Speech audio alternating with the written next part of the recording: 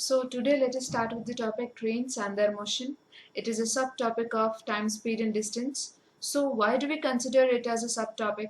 Why don't we include in time, speed and distance and use the same formulas?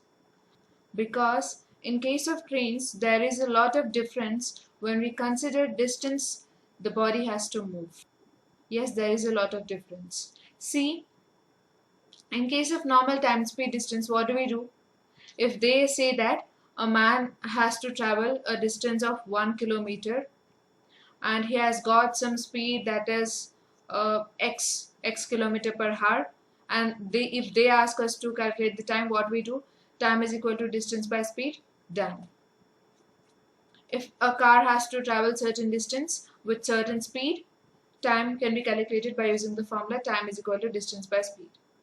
Okay, but here when a train has to pass by a platform, what will you do?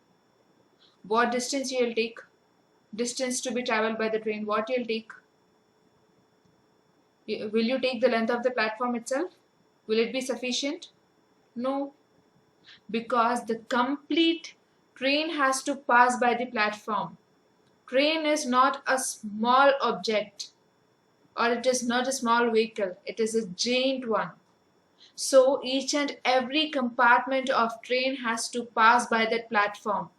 So in that case, we just don't need to consider the length of the platform itself. We have to consider the length of the train also when taking distance to be traveled by the train. Okay? In the same way, when it has to cross a bridge, when it has to pass by a channel, in many of these ways, the distance to be taken matters here. Okay? So in the same way, if a train has to pass by a man, what will you take? Distance. Just a man now, it will be in seconds. So you'll think what distance has to be taken. Yes, you have to take distance here, which is equal to length of the train. Because the complete train has to pass by that man. Right? So instead of listening to all this, you have to look at that. How it looks. How a train passes by a platform. How a train passes by a bridge. How a train passes by a person, or how a train passes by another train. All that you have to look at that. So let us look at that. So trains and their motion, it is a subtopic of time, speed and distance. So when train has to cross a platform, see, this is train's initial position. After passing by this platform completely, each and every compartment of train has crossed the platform completely. This is the final position of the train. Train's position after completely passing by the platform. So, what is the distance traveled here by the train? Consider this front part of the train.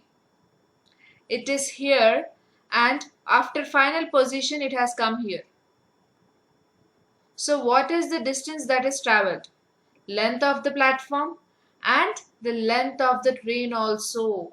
Both are included here in the distance traveled. So here the values are 120 meters and 140 meters now. And if we add them, we'll get 260 meters. So this is the distance the train has to travel to pass by that platform completely. So what did you understand here? Finally, constraints to be considered while train crossing a platform are speed of the motion will be speed of the train itself, and coming to distance of the motion, it will be equal to length of the train plus length of the platform. Because if you could see, complete platform length is included in the distance and complete train's length is included in the distance. That is why it is length of the train plus length of the platform. Okay? So speed of the motion will be, however, it will be speed of the train only, because platform doesn't move now. It is a stable thing. It will not move.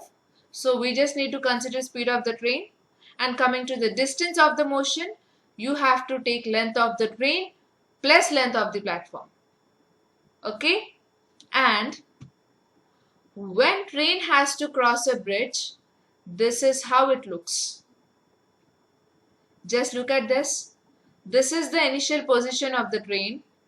After crossing the bridge, I have shown you the position, final position of the train. What is the distance traveled here? From the front part of this train in the initial position to the front part of this train in the final position. What is the distance? This distance includes the bridge length and also the train length. So here also the distance to be traveled by the train is equal to length of the bridge plus length of the train. Here using the values 150 meters plus 200 meters, it is 350 meters here. So total distance to be traveled by the train is equal to 350 meters. So it is similar in case of platform also. We took length of the platform plus length of the train. Here we are taking length of the bridge plus length of the train, the distance to be traveled by the train. Okay. So constraints to be considered while train crossing a bridge is speed of the motion will be speed of the train itself, because the bridge is not going to move anywhere, right? So coming to distance of the motion, it is nothing but length of the train plus length of the bridge. Okay. So when it is platform and bridge, you have taken distance as length of the train plus length of the platform, length of the train plus length of the bridge. Fine. If it is tunnel also, you will take it like that. Length of the train plus length of the tunnel. Fine. But what if a train has to cross a person? Will you take horizontal length of person?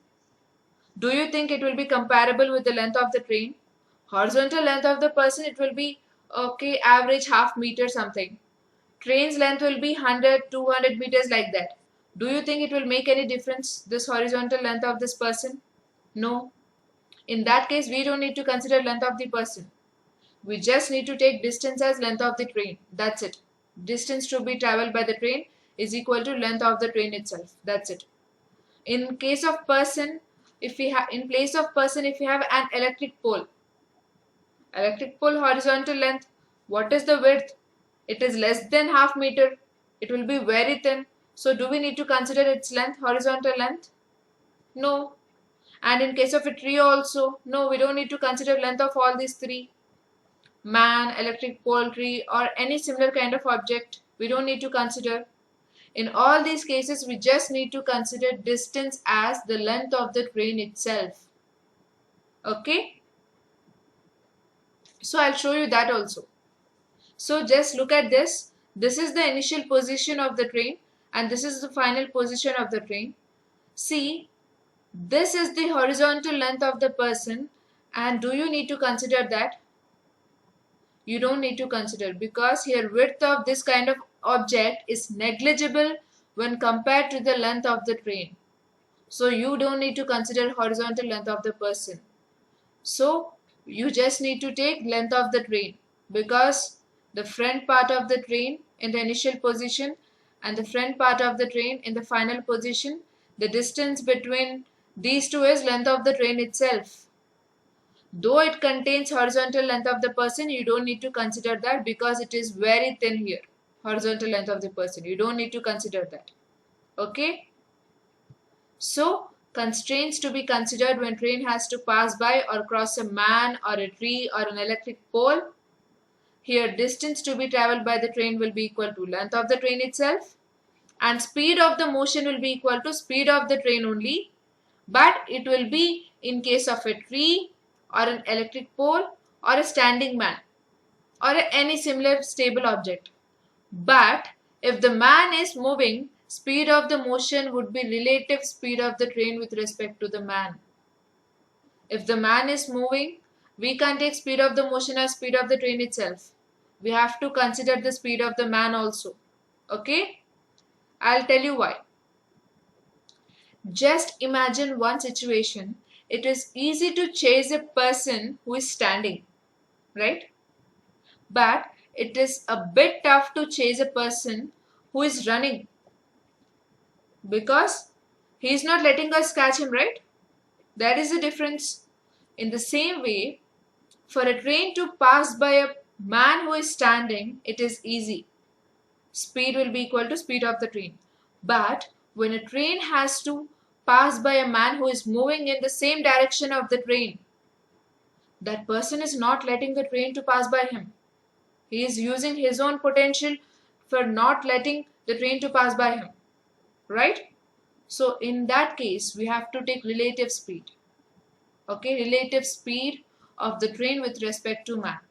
If the train has got speed 60 km per hour and if the person has got speed 40 km per hour, with what speed this train is going to pass by him?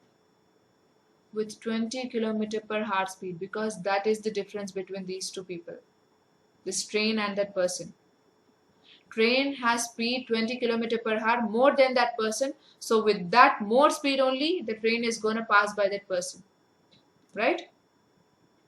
If the train speed is less than 40 km per hour, it will never pass by that person. The person will be moving forward and the train will be back of that person only. It will never pass by. So in these kind of cases, we have to consider relative speed. But see, if you want to chase a person who is running towards you, it is very easy. You want to chase that person and that person is cooperating to you, right? It is very easy. In that case, speeds have to be added. His speed is helping your speed. In that case, what will be the relative speed? Relative speed would be sum of the speeds, because these people are moving in opposite directions. I am running towards him, he is running towards me. Opposite directions. In that case, speeds have to be added. Okay? So finally, what did you understand? When a body has to pass by another moving body which is moving in the same direction, we have to consider relative speed, and because they are moving in same direction, relative speed would be difference of the speeds. Okay? Just imagine the situation for yourself. Okay, chasing a person like that. Okay, imagine a situation, you'll understand it better. And whenever both move in opposite directions, like this, it is very easy not to meet or to pass by. So definitely speed will be more. So in that case, relative speed is nothing but sum of the speeds.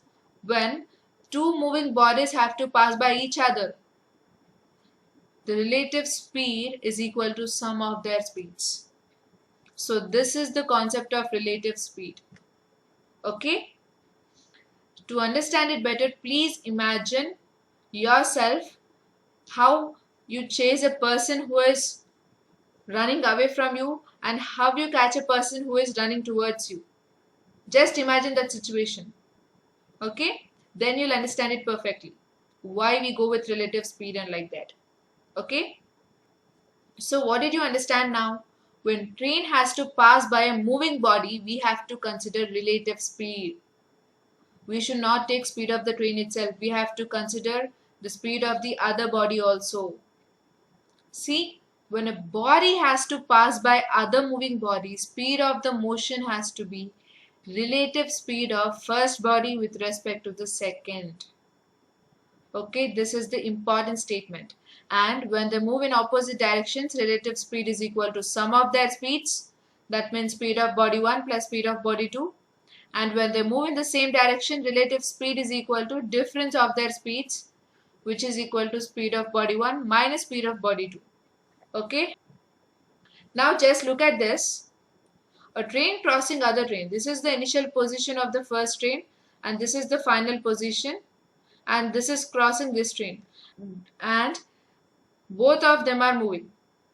So only when speed of the first train is more than speed of the second train, this first train can cross the second train, right?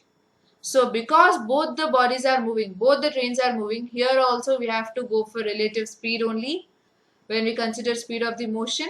But coming to the distance of the motion, here if you could see, the front part of the first train is here before crossing and after crossing it is here. So what is the difference? The distance includes the length of the train 2 and length of the train 1. So both we have to add. The distance in this case will be the sum of length of the trains 1 and 2. Okay? But speed of the motion will be relative speed of train 1 with respect to train 2. So, see, Here both are moving in same direction, so here relative speed would be s1 minus s2 because both are moving in same direction. Okay, if they move in opposite direction, it will be easy for them to pass by each other now. There we have to add the speeds. Okay, but here we have to find out the difference of the speeds, that is speed of the motion is equal to s1 minus s2, because the thing is train 1 is gonna pass by train 2. Okay, so speed of the motion will be s1 minus s2. Okay, if this train 2 moves in opposite direction, then speed of the motion would become s1 plus s2. Okay, and as I've said you, distance to be traveled by the train, it is equal to length of the train 1 plus length of train 2, and speed of the motion, it is equal to relative speed of train 1 with respect to train 2. That's it. To perfectly understand this, we need to go with examples actually to demonstrate all these sentences which I've said you about trains and their motion. To demonstrate that, we have to go with examples. So let me take one or two examples to explain you. Okay, now look at this question. A train 110 meters long is running with a speed of 60 km per hour. In what time will it pass a man who is running at 6 km per hour in the direction opposite to that in which the train is going? Okay, here first, in this motion, what is the distance to be taken? What did I say you? When a train has to pass by a man or an electric pole or a tree, whatever, or a similar kind of object, what is the distance to be taken? It is nothing but length of the train itself, which is equal to 110 meters. Yes, right? I've shown you here why. Because this width of this kind of object is negligible when compared to the length of the train. So definitely the distance to be traveled can be taken as length of the train itself. You don't need to include horizontal length of the person. Okay? So distance equal to 110 meters. Fine. And coming to speed of the motion. Speed of the motion is important here because both the bodies are moving. Train is moving and the man is moving. And the man is running actually. And both are running in opposite directions. See? So if you look here, train is moving in this direction with what speed? 60 km per hour. And this person is running in this direction with what speed? 6 km per hour. Okay. So just imagine, it will be easy for train to pass by this person now, because even person is coming towards the train. So definitely this person's speed would help train speed now. So as I said you, when it comes to relative speed and when they move in opposite direction, what do we need to do? We have to go for sum of their speeds. So what will you do? 60 kmph plus 6 kmph, both together 66 kmph. This will be the speed of the motion. Okay, speed of the motion is relative speed. It is nothing but 66 km per hour. Okay, and remember, this is relative speed of train with respect to man. Okay, we have to write it like this. This is relative speed of train with respect to man. Okay, because train has to pass by the man now. So we consider it in the point of view of train. Okay, this is relative speed of train with respect to man, which is 66 km per hour. But because we have length in meters, I would like to convert the speed also into meter per second. So whenever you want to convert kilometer per hour to meter per second, multiply by 5 by 18. Okay, this is what you have to remember, because 1 kilometer per hour, it is equal to 5 by 18 meter per second. You have to remember this. Now 66 kilometer per hour, it is equal to 66 into 5 by 18 meter per second. In 6 tables, 6 3s are, 6 11s are. So finally it will be 55 by 3 meter per second. This is speed of the motion here. Okay, I'll write it as speed simply. This is speed of the motion. We have distance of the motion, speed of the motion, and we have to calculate the time here. Do we need anything else? Time taken would be equal to distance by speed. So what is the distance here? 110 meter. And what is the speed here? 55 by 3. This 3 will go up. And before going up only we can cancel here. 55 ones are, 55 twos are. If this 3 goes up, we'll get it as 6. Because units are in meter and meter per second, here time will be in seconds. So the time taken for the train to pass by that running man is 6 seconds. Okay. So like this we have to use the term relative speed, and like this we have to consider distance, which is equal to length of the train itself. Okay. So now just look at this question also. A train speeds past a pole in 15 seconds and a platform 100-meter long in 25 seconds. Its length is. They are asking us the length of the train, okay? Don't get confused. So I'll take length of the train as LT. Okay, this is length of the train. According to me, I'm assuming this as length of the train. Final. Okay. And it is passing a pole in 15 seconds it seems, and a platform which is 100-meter long in 25 seconds it seems. Okay. So we have got two cases here. Passing by a pole is one case and passing by the platform is another case. In this case, just tell me what is the distance to be taken. Whenever a train passes by a man or an electric pole or a tree, what did I say you? Distance to be taken as length of the train itself now. I've shown you also why. And here in case of passing a platform, what is the distance to be taken? Whenever a train has to pass by a platform, the distance to be taken as length of the train plus length of the platform now. Right? Here length of the train is LT only, but length of the platform is 100 meters. So I've shown you here. Why do we take it like that? The distance the train has to travel includes the length of the platform and length of the train itself. So both we have to take in case of distance. Both we have to add and we have to take. So I have taken it like this, LT plus 100 here. And coming to speed in case of passing by a pole. This pole is a stable object, right? It will not have any speed. So we don't need to go for relative speed. We can directly take speed of the train, that is nothing but S. Okay, I'll take it as S, which is speed of the train. And coming to speed here, passing by a platform.